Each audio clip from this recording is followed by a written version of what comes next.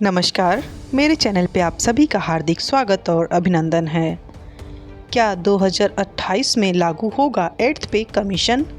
क्या होगी इस देरी की बड़ी वजह? आइए जानते हैं पूरी खबर विस्तार से। वीडियो में आगे बढ़ने से पहले प्लीज़ चैनल को लाइक, शेयर एंड सब्सक्राइब ज़रूर कर लें।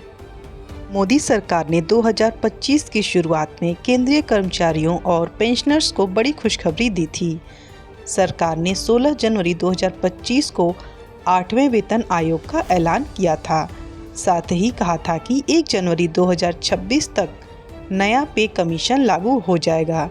ताज्जुब की बात यह है कि सितंबर महीने के अंत तक आयोग की आधिकारिक अधिसूचना टर्म ऑफ रेफरेंस यानी TOR और सदस्यों की नियुक्ति अभी तक भी नहीं हो सकी है।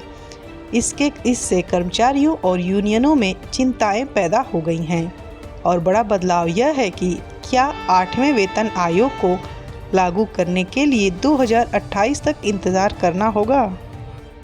पिछले एक्सपीरियंस को देखें तो किसी भी वेतन आयोग के गठन को लेकर उसके लागू होने तक 2 से 3 साल लगते हैं।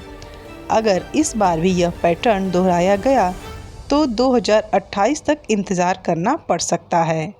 8वें वेतन आयोग की सिफारिशों को लागू होने में कितना समय लग सकता है, इसका अंदाज़ा लगाने के लिए आइए पिछले 2 वेतन आयोगों की समय सीमा घोषणा से लेकर कार्यान्वयन तक पर एक नज़र डालते हैं। 6वें वेतन आयोग का गठन अक्टूबर 2006 में हुआ था। आयोग ने मार्च 2008 में सरकार को अपनी रिपोर्ट सौंपी। सरकार ने अगस्त 2008 में रिपोर्ट स्वीकार की और 1 जनवरी 2006 से पैनल की सिफारिशों को पूर्वव्यापी रूप से लागू किया।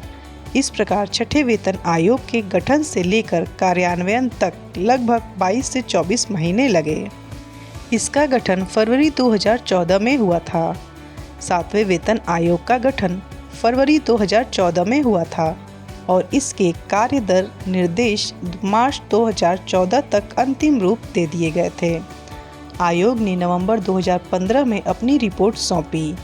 सरकार ने जून 2016 में सिफारिशों को स्वीकार किया और 1 जनवरी 2016 से उन्हें लागू किया।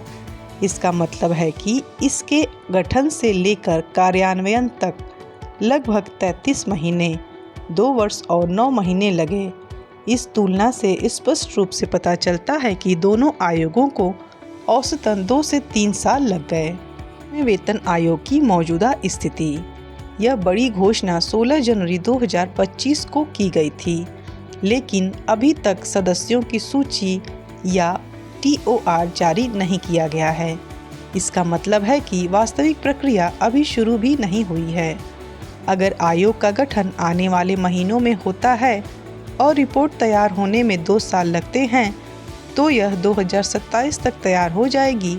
उसके बाद सरकार को भी रिपोर्ट पर विचार करने, उसमें संशोधन करने और उसे मंजूरी देने के लिए समय चाहिए होगा।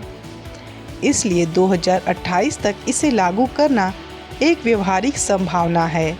हालांकि आयोग की सिफारिशें जनवरी 2026 से पूर्वव्यापी रूप से लागू होंगी, जिससे कर्मचारियों और पेंशनर्स को विलंबित अवधि का बकाया मिलेगा।